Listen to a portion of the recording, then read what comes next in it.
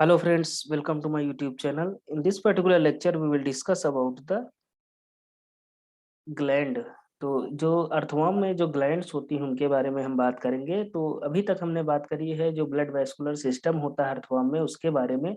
इस लेक्चर में हम बात करेंगे जो ब्लड ग्लैंड्स होती हैं वो कहाँ कहाँ पर प्रेजेंट होती हैं अर्थवर्म में। ओके, तो blood gland are located in the segment 4, 5 and 6 and above the pharyngeal, जो फेरिंजियल मास होता है उसके ऊपर भी प्रेजेंट होती हैं।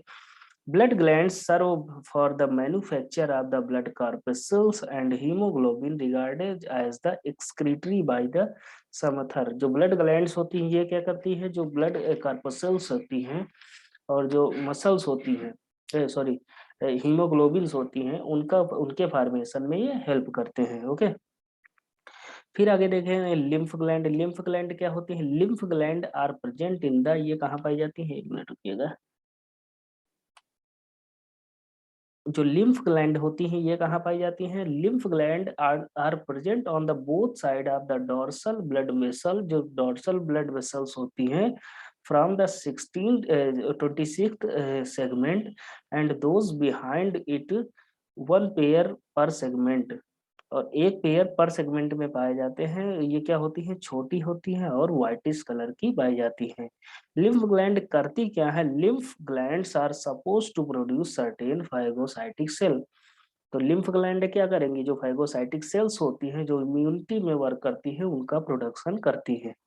ओके, अब देखो हम रेस्पिरेटरी सिस्टम की बात कर लेते हैं। तो अर्थवर्म में कोई बहुत मतलब एकदम डेवलप्ड रेस्पिरेटरी सिस्टम नहीं पाया जाता है। एक मिनट, जो earthworm respire but has no respiratory organ, इसके पास रेस्पिरेटरी ऑर्गन नहीं पाया जाता है, जो 3 बार पूछा गया है। Okay, exchange of the gases takes place from the moist skin. जो मॉइस्ट स्किन होती है वहां से रेस्पिरेटरी जो गैसियस एक्सचेंज होता है वहां से होता है। The absorptive area of the earthworm is more than its volume, so earthworm does not require any respiratory organ। जो इनकी सरफेस होती है, जो सरफेस एरिया होता है, जो वो बहुत ज्यादा एब्जॉर्प्टिव एरिया होता है अर्थवर्म का। ओके, ये जितना इनका शरीर होता है उससे ज्यादा गैसेस का एक्सचेंज कर लेती हैं, उनका डिफ्यूजन कर लेती हैं, स्किन के द्वारा कर लेते हैं। Okay, if the skin of the earthworm is dry, अगर इसकी स्किन अगर सूख जाए तब ये क्या करेगा? ये इट कैन नॉट रिस्पायर, तब ये रिस्पायर नहीं कर पाएगा, और it dies due to the asphyxia, asphyxia के द्वारा ये मर जाएगा। ओके, क्योंकि ये रेस्पायरेशन नहीं कर पाएगा। ओके, अब हम बात कर लेते हैं excretory system in the earthworm. Earthworm में एक्सक्रीटरी सिस्टम कौन सी होती है? जो अर्थ एक्सक्रीटरी ऑर्गन कौन सा होता है अर्थवर्म में? सेप्टल नेफ्रिडिया एक्सक्रीटरी ऑर्गन्स होते हैं। ये क्या होते हैं? एक्टोडर्मल इन नेचर, जो एक्टोडर्मल इन नेचर होते हैं, और इन्हें हम क्या मानते हैं? Analogous to the vertebrate kidney. इनको हम analogous to the vertebrate kidney मानते हैं। 3 main type of the nephridia are present in the earthworm. तो 3 तरह की नेफ्रिडिया पाई जाती हैं। जो सबसे पहली नेफ्रिडिया होती है उसे हम कहते हैं फेरेंजियल नेफ्रिडिया, दूसरी होती है इंटेगुमेंट्री नेफ्रिडिया, फिर तीसरी होती है सेप्टल नेफ्रिडिया। अब हम बात कर लेते हैं फेरेंजियल नेफ्रिडिया के बारे में। तो फेरेंजियल नेफ्रिडिया क्या होती है? ये सिचुएटेड होती हैं इन द सेगमेंट 4, 5 एंड 6। जो चौथा, पांचवा और छठा सेगमेंट होता है वहां पे पाई जाती है pharyngeal nephridia. They open into the interior part of the alimentary canal, और ये ओपन होती है एलिमेंट्री कैनाल, जो interior part of the alimentary canal होती है वहां पर, that is buccal cavity and the pharynx. तो ये फेरिंग्स में और बक्कल कैविटी में ओपन होती हैं। इनके पास नेफ्रोस्टोम नहीं पाया जाता है। They are without nephrostome and are enteronephric type. ये क्या होते हैं? इंटेरोनेफ्रिक टाइप की होती है। ओके, फिर देखते हैं इंटेगुमेंट्री नेफ्रिडिया होते हैं, वो कहाँ होते हैं? Scattered in the body wall. जो बॉडी वॉल होती है अर्थवर्म की वहां पे स्कैटर्ड होते हैं। दे आर स्मॉलेस्ट, ये बहुत छोटी होती हैं। वी शेप की होती हैं without nephrostome and are एक्सोनेफ्रिक type. ये क्या होती है? एक्सोनेफ्रिक टाइप की पाई जाती हैं, क्योंकि ये क्या होती हैं? इंटेगुमेंट्री में पाई जाती है। ओके, अब देखते हैं इंटेगुमेंट में पाई जाती है, मतलब जो स्किन होती है वहां पर पाई जाती है। फिर देखते हैं सेप्टल नेफ्रिडिया।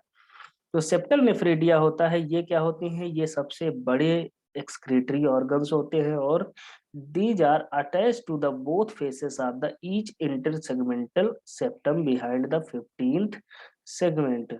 जो 15th सेगमेंट के पीछे, मतलब उसके आगे के जितने भी सेगमेंट होते हैं वहां पर ये पाए जाते हैं, और सबसे लार्जेस्ट सेप्टल नेफ्रिडिया होते हैं। Okay, each intersegmental septum bears 2 rows of the septal nephridia numbering लगभग 80 से लेकर 100 सेप्टल नेफ्रिडिया होते हैं एक सेप्टम में। ओके, फिर देखते हैं कि septal nephridia are absent in the interior 14th segment. जो इंटीरियर के 14th सेगमेंट होते हैं वहां पर क्या होते हैं? ये एब्सेंट होते हैं, मतलब यहाँ तक के ये क्या होते हैं?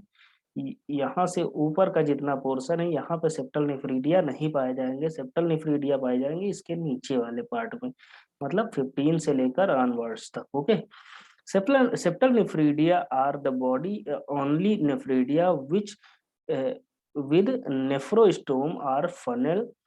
इनके पास ओनली यही नेफ्रिडिया होते हैं जिनके पास नेफ्रोस्टोम पाया जाता है या फनल पाया जाता है। आगे देखते हैं कि the terminal ducts open into the septal excretory canal. जो टर्मिनल डक्ट होते हैं वो ओपन होते हैं किसमें? सेप्टल एक्सक्रीटरी कैनाल में। These excretory canal open in turn into the two supra intestinal excretory canals. और जो ये कैनाल्स होते हैं ये आगे जाके दो पार्ट में डिवाइड हो जाते हैं, जिन्हें हम क्या कहते हैं? Supra intestinal excretory canals. Okay, तो इन्हें क्या कहेंगे? Supra intestinal excretory canal, SIEC। Septal nephridia जो होते हैं एंटेरोनेफ्रिक होते हैं। ओके, एंटेरोनेफ्रिक फाइनली एक्सक्रीटरी, एक एक्सक्रीटरी जो प्रोडक्ट होते हैं वो पॉड इसमें भेजे जाते हैं। Finally excretory product are poured into the intestine. जो एक्सक्रीटरी प्रोडक्ट होता है सेप्टल नेफ्रिडिया का, ये इंटेस्टाइन में भेज दिए जाते हैं। Enteronephric condition is an adaptation for the conservation of the water. जो एंटेरोनेफ्रिक नेचर होता है किडनी का या भी सेप्टल नेफ्रिडिया का अर्थवर्म में, वो क्या होता है? वो एक तरह का एडेप्टेशन है for the conservation of the water. The septal nephridia या nephridia extract water and excretory substance from the both blood and coelomic fluid by the ultrafiltration। excretory product of the earthworm are urea। Okay, ये क्या? ये excretory product earthworm का क्या हो गया? Urea हो गया, लगभग 50% होता है। उसके बाद अमोनिया लगभग 40% होता है, and traces of the creatinine, और लगभग थोड़ा बहुत क्रिएटिनिन पाया जाता है। अर्थवर्म ये बहुत ज्यादा पूछा जाता है। Earthworm are mainly ureotelic. ये क्या होते हैं? यूरियोटेलिक होते हैं। ओके, तो इस लेक्चर में इतना ही। नेक्स्ट लेक्चर में हम बात करेंगे नर्वस सिस्टम के बारे में, रिप्रोडक्शन के बारे में, और आगे के जितने भी पोर्शन है अर्थवर्म में उसके बारे में। अगर लेक्चर पसंद आया हो तो लाइक करिएगा, चैनल को सब्सक्राइब करिएगा। Okay, thank you.